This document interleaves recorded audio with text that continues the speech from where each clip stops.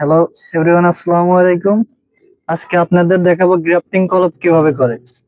Grafting কলপ করার জন্য এরকম সুন্দর দেখে সবুজ সতেজ সায়ন নেবেন। সায়ন দুটো একসাথে তো আমি আলাদা করে নিলাম। আলাদা করে নিয়ে এইভাবে এইভাবে ভি আকৃতি কাটবেন।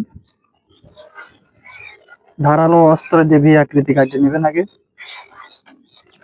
দেখবেন যে দুই দিকে সমান ভাবে কাটবেন। আমাদের চিকন সায়ন তো, এর জন্য গাছও চিকনের জন্য চিকন সায়ন এটা নিছি। সুন্দর করে ভি আকৃতি দুই দিকে কেটে নেবেন।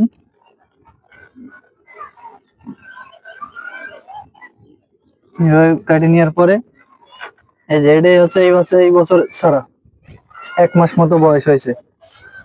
এটা এইভাবে কেটে নেবেন।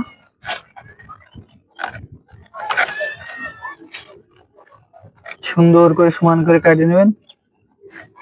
নিয়ে অনেকে মিডিল পয়েন্টে দেন, কিন্তু মিডিল পয়েন্টে দিলে অনেক ক্ষেত্রে না হইতে পারে, কিন্তু হালকা একটু একদিক কম বেশি করে কাটবেন। ওই পাশে এই পাশে বেশি, এই পাশে কম। এখন মাঝখান দিয়ে ফাড়ি নেবেন।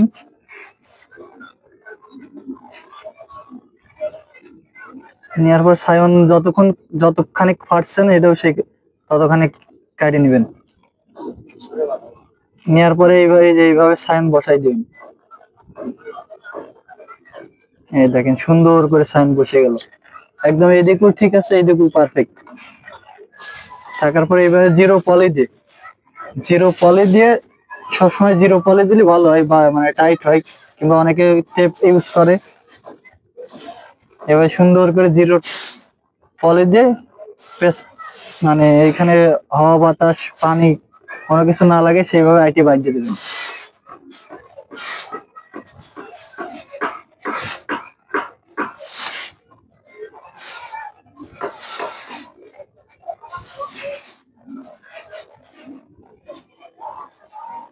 একদম মাথা পর্যন্ত বাঁধিয়ে দিলে হবে।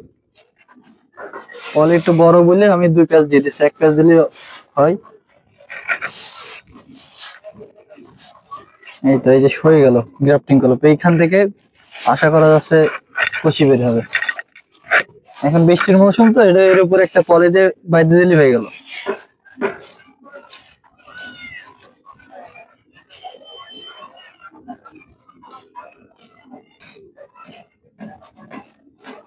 এই যে কমপ্লিট গ্রাফটিং কলপ। আশা করা যাচ্ছে 1 মাসের ভিতর আপনাদের পরবর্তী 1 মাসের পরে ভিডিওতে আপনাদের দেখাবো এটা থেকে কিভাবে কষি বের হয়েছে। আচ্ছা, ওকে, কারণ হয়নি।